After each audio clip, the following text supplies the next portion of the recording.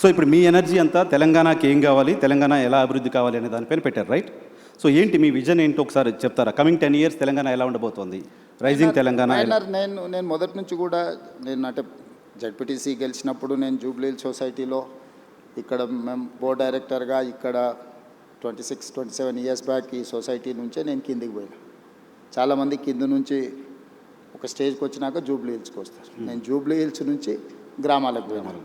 So నేను Jubilee hills చూసిన, cinema పరిశ్రమలో ఉండే ఫ్రెండ్స్ని చూసిన 30 సంవత్సరాల క్రితమే. సినిమా ఇండస్ట్రీ ఎట్లుంటుంది, ఇండస్ట్రీస్ ఎట్లుంటాయి, బిజినెస్ ఎట్లుంటుంది, ఇండివిజువల్స్ ఎట్లుంటారు, సెలబ్రిటీస్ ఎట్లుంటారు, గ్రామంలో ఉండే పేద రైతులు ఎట్లుంటారు, ప్రభుత్వ పాఠశాలల్లో చదువుకునే విద్యార్థుల యొక్క స్థితిగతులు, వీటన్నిటి పట్ల నాకు సంపూర్ణమైన ప్రత్యక్ష అవగాహన ఉంది.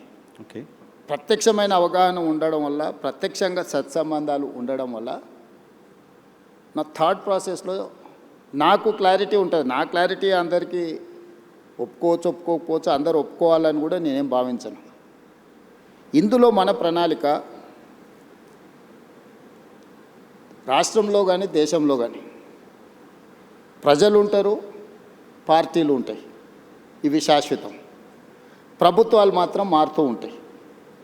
సో అధికారంలోకి వచ్చిన ఏ పార్టీ అయినా ప్రభుత్వాన్ని ఏర్పాటు చేసిన తర్వాత చాలా వరకు తాత్కాలికమైన సంక్షేమము, పరిమితమైన అభివృద్ధికే ప్రణాళికలు వేస్తుంటాయి. దానివల్ల ఏమైందంటే మన ఏ అభివృద్ధి కూడా కాంప్రహెన్సివ్గా ఒక ప్రణాళికాబద్ధమైన అభివృద్ధి జరగడం లేదు. లాంగ్ టర్మ్ విజన్ లేదు. అంటే ఇప్పుడు వెల్ఫేర్ అనేది నువ్వు ఈరోజు రాత్రికి ఎంత అద్భుతమైన భోజనమైనా పెట్టు, అప్పుడప్పుడు మనకు టీవీలలో పేపర్లలో చూపిస్తుంటారు సంక్రాంతి పండుగకు భీమవరం అత్తగారింటికి వెళ్తే 230 రకాల వంటలు వడ్డించిండ్రు అని. సంక్రాంతి పండుగ రోజు సాయంత్రం పూట 230 రకాల వంటలు తిన్న ఇంటల్లుడైనా పొద్దున్నే బ్రేక్ఫాస్ట్ ఇడ్లీ పెడతావా లేదా అని అడుగుతాడు. సంక్షేమం కూడా నువ్వు ఏమైనా ఇవ్వు, మళ్ళీ తెల్లారి మళ్ళీ తప్పకుండా అడుగుతారు. సో మీరు సంక్షేమాన్ని బిలీవ్ చేయరా? నేను బిలీవ్ చేయను అంటలేను. సంక్షేమం అనేది నిరంతర ప్రక్రియ కాదు. అభివృద్ధి అనేది నువ్వు ప్రణాళికబద్ధంగా చేస్తే, ఇన్ఫ్రాస్ట్రక్చర్ క్రియేట్ చేస్తే, ఒక వ్యవస్థల్ని నువ్వు క్రియేట్ చేస్తే ఆ వ్యవస్థలు నీకు తిరిగి ఇన్కమ్ జనరేట్ చేసి ఇస్తాయి. ఆ వ్యవస్థ అనే దానికి పరిమితంగా చేయడం వల్ల పరిమితమైన ఇన్కమ్ కానీ, పరిమితమైన ప్రణాళిక కానీ, ఆ పరిమితమైన ప్రణాళికను నెక్స్ట్ వచ్చిన ప్రభుత్వం కొనసాగిస్తుందా లేదా అంటే మనం చెప్పలేం. రాజకీయాలలో ఉన్న రకరకాల మనం చూస్తున్నాం. పక్క రాష్ట్రంలో కూడా కొన్ని ఉదాహరణలు చూసినాం. మన దగ్గర కూడా కొన్ని ప్రణాళికలు కాంగ్రెస్ అధికారంలో ఉన్నప్పుడు ITIR కారిడార్ ఇచ్చిండ్రు. తర్వాత వచ్చిన ప్రభుత్వం దాన్ని రద్దు చేసింది. ITIR కారిడార్లో ప్రత్యక్షంగా కొన్ని లక్షల ఉద్యోగాలు, పరోక్షంగా 1 కోటి మందికి పైగా జీవనాధారం దొరికే ఒక ప్రణాళిక. ఆ ప్రణాళికను వచ్చిన ప్రభుత్వం కొనసాగించలేదు. ఇట్లాంటివి చాలా ఉదాహరణలు ఉన్నాయి. అందుకోసం ప్రభుత్వాలు శాఖవారీగా చేస్తారు. అంటే ఈ శాఖ ప్రణాళిక ఇట్లా ఉండాలని చూస్తారు, లేకపోతే జెండర్ బేస్డ్, అంటే పురుషులకైతే ఇట్లా ఉండాలి, మహిళలకైతే ఇట్లా ఉండాలి, యువకులకు విద్యార్థులకైతే ఇట్లా ఉండాలి, రైతులు అట్లా. అంటే ఒక వర్టికల్ని మాత్రమే మనం డిజైన్ చేస్తున్నాం ఇప్పటి వరకు. ఈ వర్టికల్స్ డిజైన్ చేయడం వల్ల ఒక పూర్తి స్థాయి ప్రణాళిక అభివృద్ధి అనేది మనం చేయలేకపోతున్నాం. ఉదాహరణ, మనకు సెల్ఫ్ హెల్ప్ గ్రూపులు ఉన్నాయి, స్వయం సహాయక సంఘాలు, మహిళా సంఘాలకు వాళ్ళకి సంబంధించిన బ్యాంకులో రుణాలు ఇచ్చి వాళ్ళని ఆర్థికంగా నిలబెట్టాలని ఒక ఆలోచన చేస్తారు. అంతవరకు అది కరెక్టే.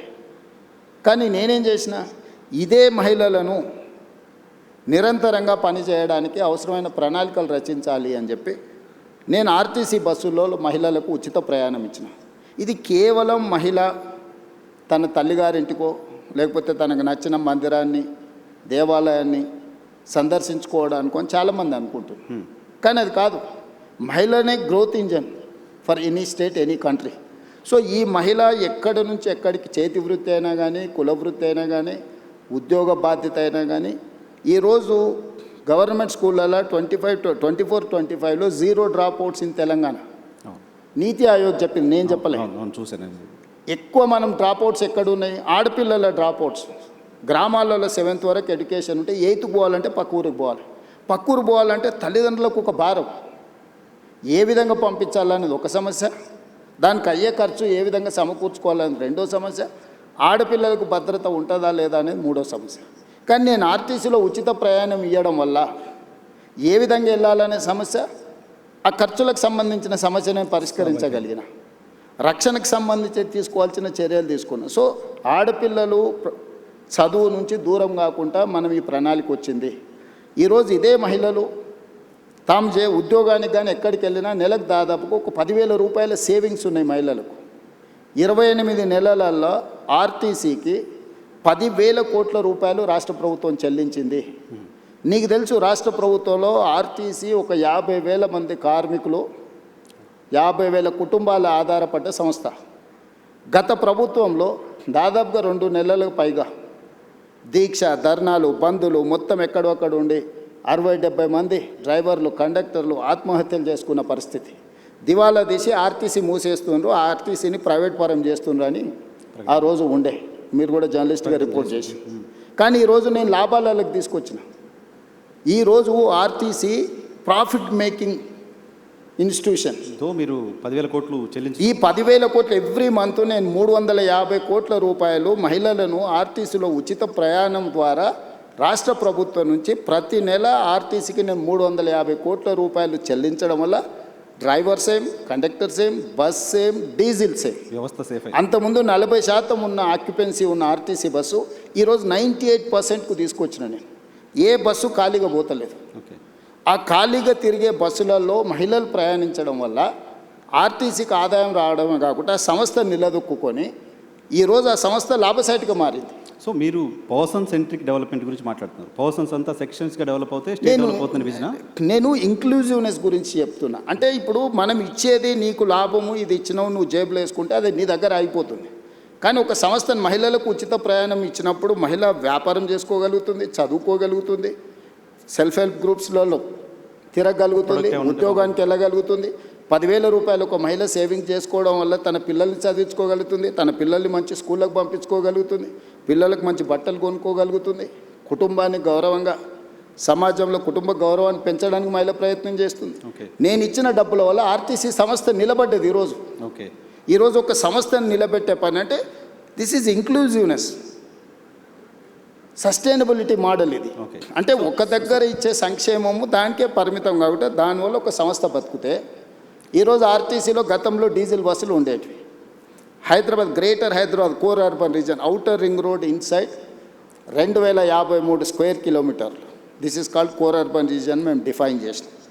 2,854 ఆర్టీసీ బస్సులు ఉన్నాయి. ఇవన్నీ డీజిల్ మీద ప్రయాణం చేస్తున్నాయి. ఈరోజు ఆర్టీసీ లాభసాటికి ఎప్పుడు వచ్చిందో డీజిల్ బస్సుల వల్ల కాలుష్యం వెదజల్లుతుంది.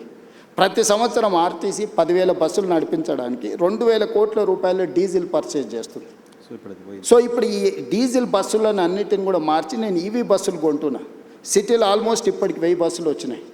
డిసెంబర్ 9th లోపల ఇంకొక 2,000 బస్సులు తీసుకొచ్చి 3,000 ఆర్టీసీ బస్సులు ఈవీ వెహికల్స్ హైదరాబాద్లో తిప్పడం వల్ల, నేను భవిష్యత్తులో మిగతా బస్సులను కూడా మార్చడం వల్ల ప్రతి సంవత్సరం డీజిల్ మీద పెట్టే ఖర్చు 2,000 కోట్ల రూపాయలని నేను ఈరోజు సేవింగ్ చేయగలుగుతా. ఈ 2,000 కోట్ల సేవింగ్స్తో నేను ఈవీ బస్సులు కొనుక్కోవడమే కాకుండా కాలుష్యాన్ని కూడా నేను నియంత్రించగలుగుతున్నా. సో మీకు ఒక ప్రభుత్వం చేసే ఒక పని తాలూకా ఇంపాక్ట్ మల్టిపుల్గా ఉండాలి అని చెప్తారు. అట్లా చేయాలి. కాంప్రహెన్సివ్ సస్టైనబుల్ మోడల్ అనేది మనం ఎన్నుకోవాలి.